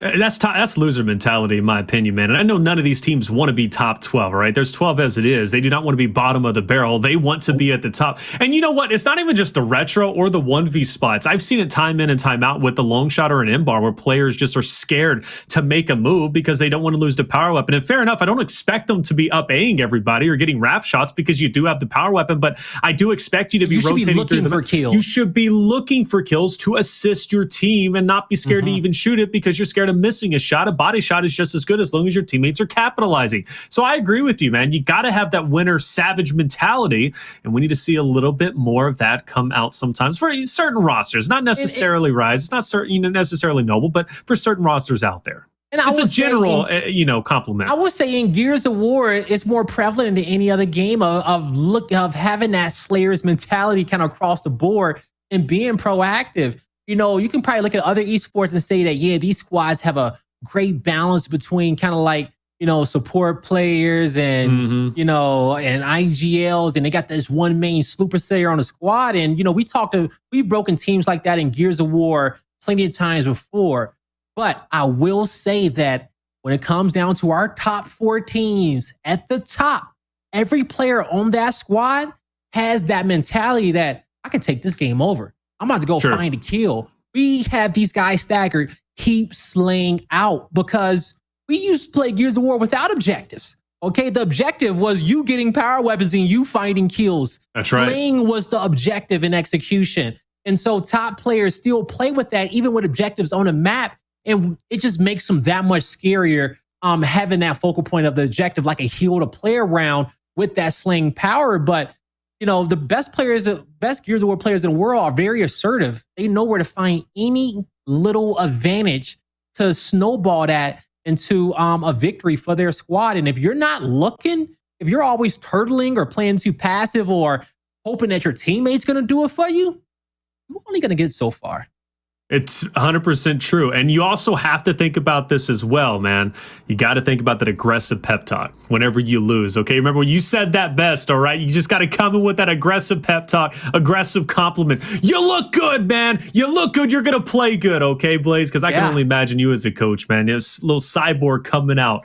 Learned you were a cyborg last night. Not a Cyclops, but a cyborg. You guys got to come to the Challenger Series, man. Yeah, not Ryan Summers, but yeah. Wait, what? How'd Ryan Summers come into it? Ryan Summers is Cyborg from X-Men. That's his name. Hey, man, Ryan I didn't know Summers. that. Okay, so well, you know what? Today, right? I learn something new every day. You know what I'm saying? Hey, check it out, guys. I think we're waiting on one player currently from Rise. It is what it is, all right? But we'll be getting the game hopefully going very shortly, working up those game plans. And game plans need to happen. Now, I do want to talk something specifically, one thing that I've brought up time in and time out. The past 3 times that I've casted Asylum, specifically in regards to Rise, they love to place that power weapon in streets. Every single time they've done that, they have lost. Why do you think that is? Why is Rise losing every time they place something on streets? Is it just because that 3v3 fight? You mentioned it earlier, Blaze. You said that big 3v3 fight doesn't necessarily fall into the wheelhouse of what Rise is comfortable with. And do you think maybe that's one of the reasons why they're losing it? I feel like it should. I honestly feel like it should fall into the wheelhouse of strategies that they're comfortable with, because when you get 3 players grouped up like that and you have a bunch of shot grenades and flash grenades and utility to use, Rise is a team that's smart enough to use that utility to their favor and making sure that they get the last shot down, that they get the last flash to hit the ground, and they are the ones getting those first shots in. So they know how to play off of that. But the thing is that regardless of if it's a power weapon or not at the entrance, if you don't know how to play the entrance fight, you're going to lose it. Power weapon or no power weapon. It comes down to timing of the nade. So it could be Ensign, sniper, drop shot there. That's not why they're losing the fight. It has to be because of the timing of the shot grenades, the timing of the flashes, the aggression of being the first person inside that entrance, knowing how to get a foot in and decap it, play passively, tag the toes of the player at the entrance door. It has came down to a certain method or play style of how you play that position of the map and certain key things in which you're looking for. And that's where what Rise has to polish up around. Just focus on getting the kills, because once the kills are acquired, the power weapon should solidify the trip cap domination for you off that second team fight at the home hill. So you came into this this series, you looked at the pick and bans, you said District is going to go into favor of Rise, and you were worried for Noble on Asylum. As we load into the map, why were you worried for Noble specifically on Asylum, and why do you think Rise has an advantage? But after watching the gameplay on Training Grounds, do you still have the same feelings you did when you originally looked at the pick and bans? I still have the same feelings I originally did. And the reason why I was worried for Noble is honestly is one name, and that's Avexys, okay? Just the way Avexys plays this map with his confidence through Pavilion, his aggression there. And also, too, as well, Asylum being a very small map, As soon as Rushiez gets those early kills, they should be able to translate those to trip cap dominations. And Avexys plays it so fast, so quick that by having that speed, he'll be able to close out some of those rounds that they couldn't close out on District and Training Grounds. Asylum is smaller than both those maps, and this is Avexys' best one. All right, well, we'll see if Avexys is going to be that wild card to make something happen. He's going to be duoed with Icy on tracks. Now, this is where I expect Rise to be strongest, is going to be on this first half. The tracks fight. They're able to fight for each other. The Lancer fire is going to be real, but it also allows the key duos to be flex players and make something happen. You look at the other side. You got Fran. You have Rushiez looking to potentially go for the OE. At most, keep Mortify and Xysho in check and not allow them to transfer into Pavilion and assist with the cross onto Icy and Avexys as the fight on Bravo comes into play. Front train's coming in. Gearries needs to make the cross now, and he's going to do so. He needed that. That was absolutely necessary, or else Lava would have been in a 2v1, and he didn't want to be in that position. All right, so early flashes go out. Lava tries to dodge both of them, but he gets stunned, but ultimately he is close enough towards his teammate. Nice first down here from Rise, but here comes the support fire, the aggression here. They should have no issue cleaning up these 2 kills, but Lava and Gearries are doing a fantastic job fighting back Rise, taking the angle as safely as possible. They get the first 2 kills in, but they will lose their engagement at the home hill. So Avexys and Icy, they just have to slow it down, back up, and help their teammates off the respawn. All right, Xysho to fight himself. Fran just on the outskirts. One is going to join him. That's going to be Icy, pushing Mortify back. Mortify, it's a good shot, but it's not enough to drop Icy. Now it's a 2v1. Xysho forced to clutch up in the spot, takes down Fran, but Icy gets the pick up, and Xysho's going to be out of the way. But Noble finds an opportunity to get their hands onto B, but it might be short-lived. Rise already has manpower in the spot to force Gearries out. They also have player 8 crossing from Pavilion, and player 7 is on the edge of A. Matter of fact, he goes ahead and steps inside. This is going to force Noble in a tough spot. That domination attempt coming in, as you mentioned earlier. Now all 4 members of Noble are on this area of the map. They get 2 kills quickly, and so at this point, the other Rive members are going to end up scurrying back, trying to make sure that they can hold down his B hill. We see Avexys being sneaky there towards that mid map. He's going to let somebody walk right past him. Xysho doesn't know where he is. He's going to use his opportunity to walk out, flank the home hill. Morty is going to see him towards the last minute, but Avexys knows that this is going to be a solid 1v1 for him.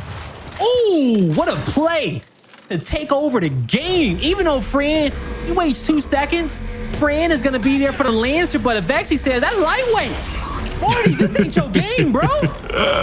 Hey, man, you know, you called it perfectly. That overextension Rise, not wasting any opportunities, and some big moves coming out with the domination, and that is a solid start. But if I look at all 3 maps, Rise has consistently won the first round for Noble to answer back in the second. Actually, I think both times the reason why Noble won the second round is because they were able to shut Rise down around the 220 to 240 mark. And I hope it doesn't happen here once again. If Noble does win, I hope it's because they win because they were in control the entire time and not because Rise threw the round away. Yeah, you're speaking of round 4 on District and round 2 on Training Grounds where that happened, but hopefully not this time around. But in this map number 3, we are going to see a similar initial as we saw in the first round. 2v2 down low, 1v1 middle, 1v1 up top. Oh, the players in the middle getting kind of spicy. Fran taking initiative over there. He gets aggressive, takes out Xysho, playing off his left hand. He's going to quickly try to help Rushiez up top. They're going to make this kill as easy as possible. Fran goes down before Rushiez can capitalize on his kill, and that's a scenario where I'm like, you know, Rushiez, just step up and get it. You know, the guy's full red. He's looking for you to get there instead. Also, too, as well, the members down low of Rise could have got aggressive towards the tracks, but off the back of Fran's great first blood, most of the heals are going over towards Noble, and this is a trip cap domination being threatening. How the hell? Well, at that point, man, that was unfortunate with the front train as it moved in. That forced Icy and Avexys and split them up. And Noble did exactly what they needed to do, and they forced a 1v2 on Avexys and took him out. That shouldn't have happened. Icy should have known. Hey, well, I know he knew the front train was coming in. Yes, he's trying to Lancer out, but he's pretty much worthless at that point when the train cuts him off. He needed to cut inside and help Avexys. What happens there? As soon as Fran gets the first kill, he made the right play. He had two options: to flank Rushiez guy up top or go down low to help his teammates. I think he made a great play on flanking Rushiez guy up top, but he needed a little bit more help from Rushiez there because Fran he put 20% damage on him. Rushiez, I talked about it before the game started, that I want to see him have a presence in all his lanes. He gets that fight. He's there for the revive on Fran, but also I don't want to take Icy and Avexys off slack either, because as their two people that they were fighting were backing up, they should have been pushing. They should have been chasing them a little bit, putting lancers on those guys back and say, hey, you can't go jump my teammates. You still have to focus on us while we're capping the B hill. Big round for Noble. Now they have the momentum. What do they do with it? Will they be able to win 2 in a row? Well, we'll find out. Rise did win this side last time, and they did it in a pretty decent fashion, but we did have this standoff off the rip before Rise decided to push forward. This time it seems Noble is going to be inching their way forward, and Lava has that Bolt Talk. Aside from him, though, is going to be Avexys, and those Bolt Talks are absolutely going to matter. Fran applying a little bit of pressure, forcing Xysho to keep his head on a swivel, and you also have Rushiez up top in the engagement with Mortifys, but Lava wins a big fight, but Icy clutches up and takes the other one, and that's going to be Bravo in their hands, and Rise is now attempting to go in for the domination. It's only one Rise member, but it's Fran.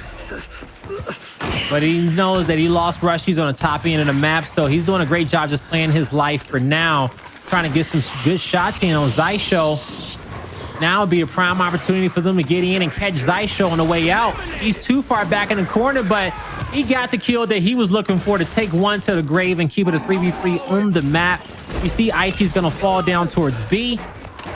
So far, Noble with some map control, but as I say that, Rushiez is able to take down Mortifys.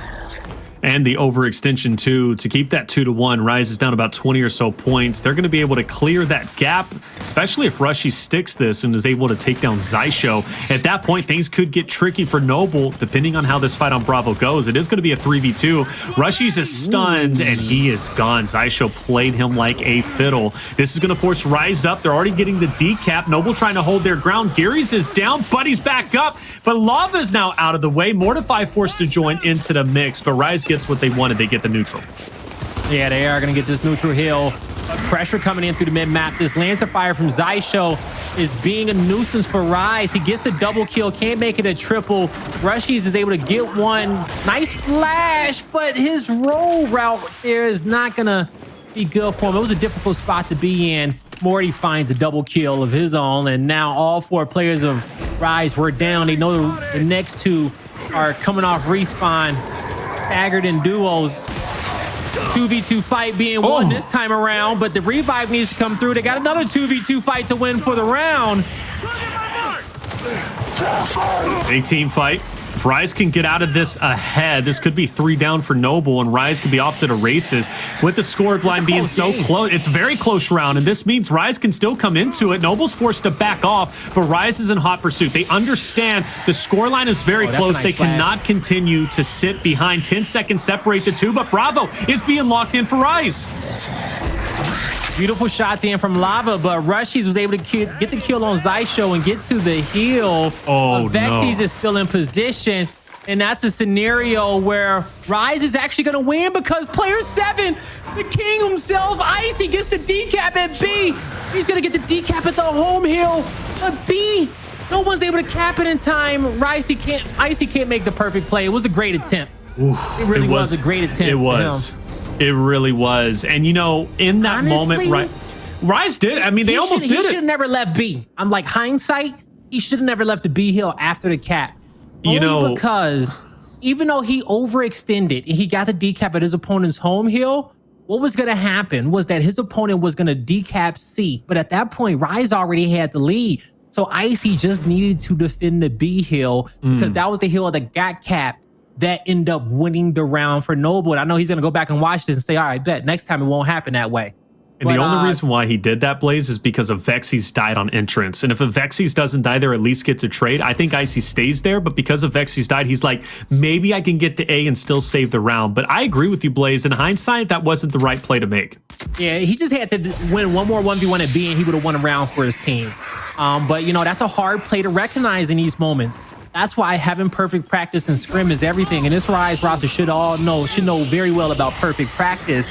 But those are scenarios that you go through, that you talk about, that you do walkthroughs and scrims. So you come across it, you see that number on the scoreboard, you know you just need to relax and play for what you have currently. Power weapon acquired by Fran. Rise disengages, 2 heals to their name.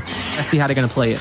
I'm gonna call this the Rise Phase 2 Classic at this point. Rise, every time I cast them on trade, hey, give me that power weapon quicker. Next. Oh, no! Oh. This cannot happen with the trade. If Fran dies here, thank goodness he stayed alive. That would have been embarrassing. You know, he was just kind of upset that Avexys wanted to trade with him out in the open. He was like, bro, you're in the open, man. You're about to get shot right now. And it happens. No, Noble's going for the domination now, too. This is not a good look for Rise. That is troublesome. Talk about almost finding the perfect route to stay alive right there. Actually, he does find it because the revive comes through with his teammate. They're going to play this close quarter engagement. They're hitting, connected with a lot of great shots. The revives are there. The support comes through.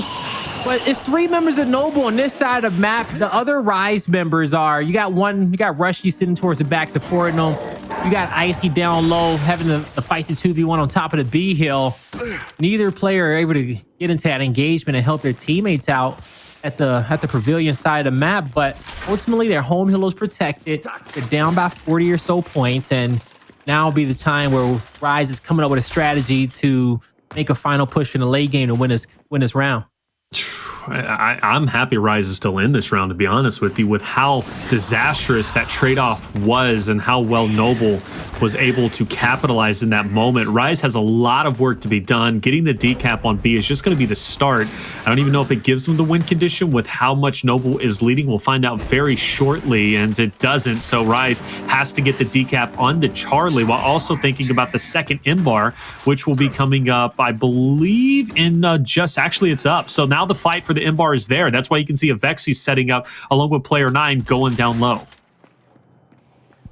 So that M-bar is going to be huge. The smokes come out here for Noble. Mortifys is going to slowly try to move his way up, possibly towards his entrance. We got retros up. We got Botox. We got M-bars up. But in this late game, Rise, they have the power weapon, which they want. But now to defend the B hill, to make a perfect push across map is going to be difficult. Avexys connects with the body shot. B hill is going to get capped up for Noble, and nobody can play that for Rise. And that's where this round is going to be lost down on top of the B hill. And Noble's going to take a 3-1 lead in the first half. Man, I called it the classic in phase 2 for Rise, placing that M-bar up top on streets, but it's not necessarily a term of endearment. I'm telling you, every time they do this, I've seen them do it 3 times, and every time they have lost. That play shouldn't have happened, and maybe it was a short moment. Maybe I'm looking too far into it, Blaze, but again, that trade-off, allowing Noble to get that much control and get the eliminations and push Rise on the brink of... I'm surprised they even stayed alive in that round as long as they did. One of the big issues is that Rise does not have a shot grenade on their side of the map just yet. So they can't use that shot grenade off the start to stop the power weapon pickup. So their choice is to go for the quick pick or just counter Noble after that shot grenade goes away. And we're about to kind of see that now in this fight as the M-bar is picked up, the heal is being capped, and now Rise, they have to rebuttal. You see how they waste no time getting decapped. Don't want this heal to get too far out their favor, but that's the advantage of having a shot grenade and your opponent not. You should get a free power weapon. And that shock is everything. We talk about how important it is on Asylum, and man, yeah, you get a power weapon, but if you don't have the shock, you're basically giving it up. Regardless, though, Rise does get the neutral hill, so good for them. Xysho does have the M-bar. He'll trade it off the Mortify. Best play to make. We've seen how well Mortify was utilizing the M-bar on District earlier. Despite them losing, he was definitely connecting on some shots. That's going to be beneficial with retaking this hill. Fran has the retro. That can lay down some cover fire, but he's got to get out of there. He does. So at this point in time, it's up to Noble to go for the retake, but Mortify takes it down. Okay, he's getting the cross. Fair enough. This is the best play he can make. So rotating his M-bar down low and get some more angles with it. He's going to put this M-bar over Rushiez's head to help Lava on this push. Incoming. Rushiez is timing this very, very well. He actually gets 1 kill. stays alive just a little bit longer, but just taking one in that scenario, I think is impressive. 2 M-bar shots left in the gun, needs to be reloaded. Morty gets into that one-shot range against Avexys, but Avexys will get saved by his teammate. Saved by his teammate. Ryze still has the lead. Noble just now gaining control of their home hill. Great shots from Icy onto Lava, but can't get the drop. He's gone. Icy will finally drop, but Gearries will be there for the team pickup. Noble's got a lot of work to do in a short amount of time, just 20 seconds. And Xysho is going to be forced to engage not only on Fred, but also on Avexys, who's going to be crossing him out. The utility's out of the way. The E hill will be decapped at this moment, and player 1 is on tracks looking to help his teammates once they break through after they're done capturing E. Throwing smoke. Noble has Ryze exactly where they want him with the smoke in the hill. The decap is there.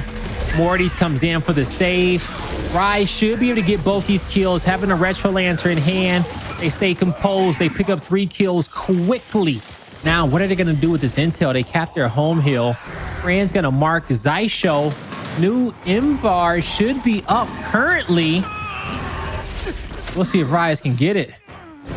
Well, actually, what I'm talking about. It doesn't even matter at the end of the day. I get it though, man, because sometimes you're just so focused on that power weapon, but or the mini map. Or the mini map. Fair enough, right? Especially in that moment where Noble is attempting a domination. And they've done that before several times in this series. It's not like it's out of the wheelhouse for Noble's abilities to be able to do that against Ryze. But that's an important round naturally for Ryze to win. Obviously, now Noble is still at 3. That's the swing round 1, and the opportunity to tie this up is there. You don't want to put Noble on match point, series point, and be down 4-1. That would be a really bad spot to be in. But even so, wasn't that it was necessarily a clean round. Although Ryze was in control for the majority of it, it got a bit shaky. Ryze needs to win this initial once again. That's how they were able to maintain control last time. Yeah, they didn't get the M-bar, but they got the neutral hill. All right, now, Ryze. They have their shock grenade this time around, so Noble knows that they can't play it as aggressively as they did before. Noble they're gonna hate not winning that round where they did have that advantage with the shock grenade. Avexys finds the sweet spot to get in and get out, something that he does all too well when it comes to picking up power weapons and just slithering away, even sometimes out of team fights to find a better advantage. His movement is so damn good, but M-bar may even be better than his movement. We'll find out soon. Oof.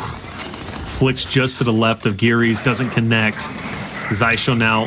Oh no, Icy got to get the pickup. Noble is going to be hot on his heels. Icy is gone. Will the M-bar still be in play? Yes, it is. And he connects on the Mortify. That alleviates some pressure. You got a player just down on the other side, and Gearries is gone. And what a recovery for Ryze there to knock 4 out of the way and go in for the domination. Talk about collapsing down. Noble looked as if they had the advantage, but Ryze took it right back.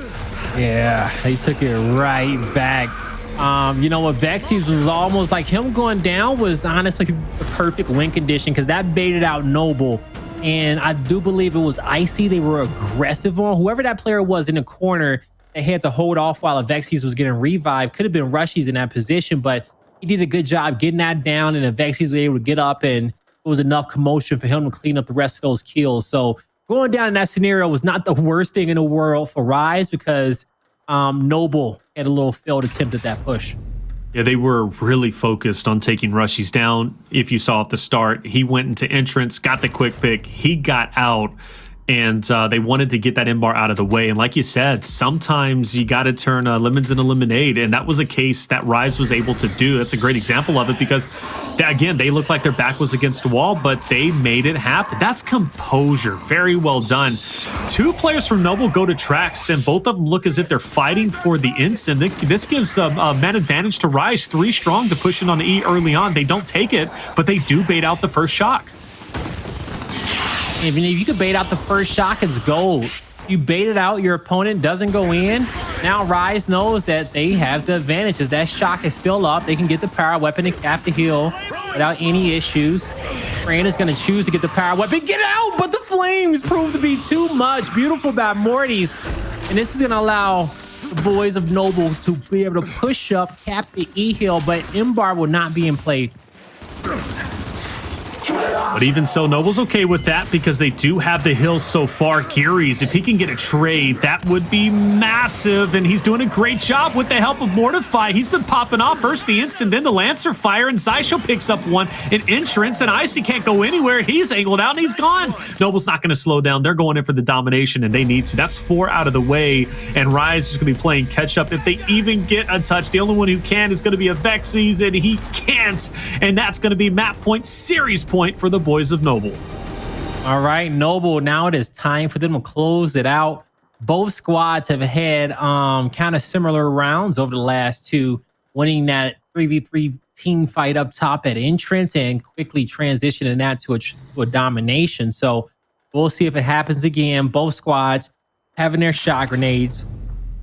Wow. So what happened was, okay, so that's a great block there for the side of the boys of Noble. For a second, I thought we were in the last round. I was like, okay, well, Rise won't be able to build up that incinerate grenade, but they're going to have an option in the next pick to build that retro lancer up, because we saw that was a difference maker in that last round. Yeah, it definitely was. So with no shocks, now we talked about this on District, the shocks not being there in a way benefits Noble more so than Rise, because Rise knows how to utilize the shocks very well. Now it's just one less factor Noble's going to have to be worried about, but they do bait the instant. It's gone, but Mortify gets the fresh pickup on the M-bar, but immediately pressured up, and he's gone, and I don't think he got a backpack, so that should be an M-bar into the hands of Rise, I think, but even so, they're not going to be worried about it. They're going to continue to pressure forward, and player 9 wins the engagement against 3, and Rise is quickly looking like this is going to be going to a round 9. Oh, the retro lancer in hand for Rushiez.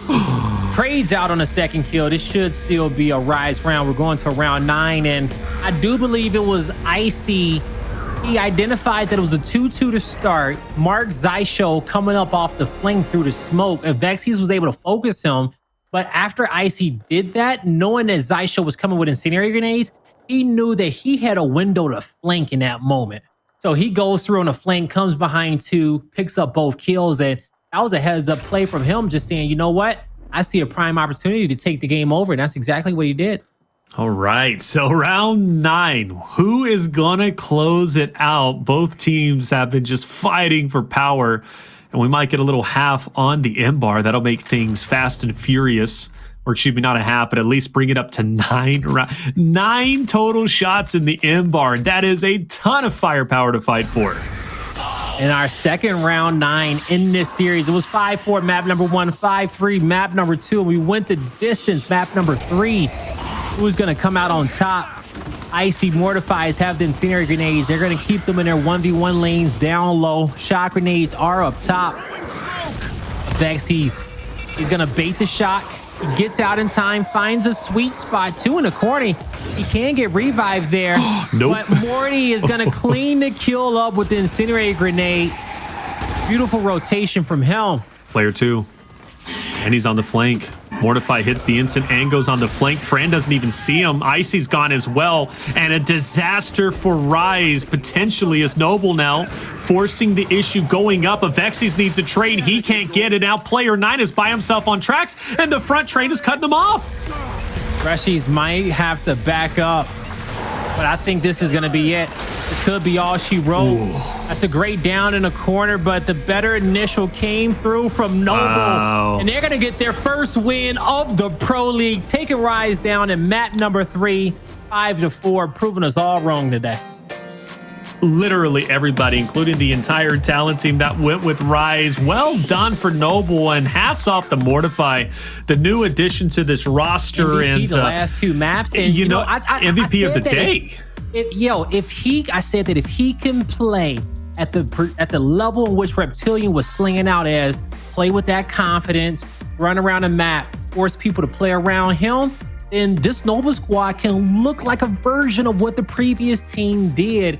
And by him slaying out MVP the last 2 maps, they come out victorious.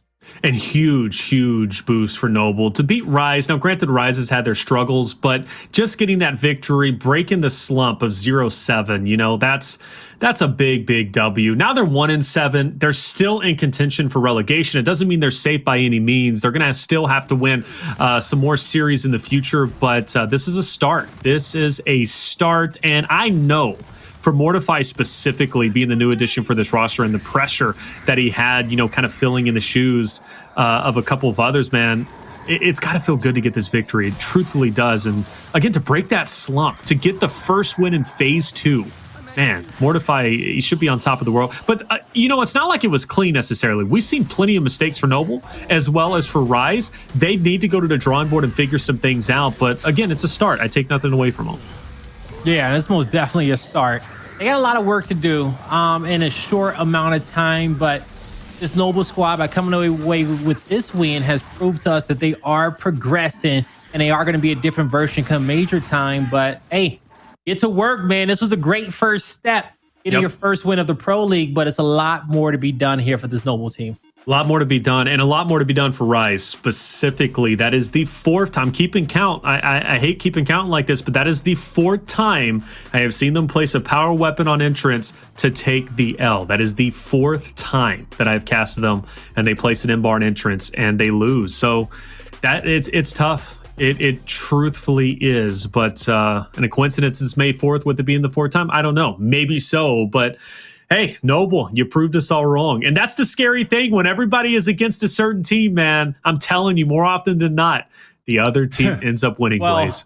may the 4th time be a lesson, okay? That they do not do that again. If you're right, Taylor, and that strategy is not working out for them, you got to ask yourselves, why is it? And, you know, they may honestly benefit more from having that be a 55, playing the first half fight throughout the second half, put an in-bar up top entrance, and maybe put a sniper down low on tracks to give something else to be fought for, and split it up a little bit, because the 3v3 fight, I guess, has not been working out for Rise. Not at all. It has not been, and specifically on Asylum. Other maps, fine, but on Asylum, it just doesn't. But hey, fair enough. Once again, congratulations, Noble, for getting your first victory in phase 2 of Pro League, and shout out to Mortify for playing as well as he did.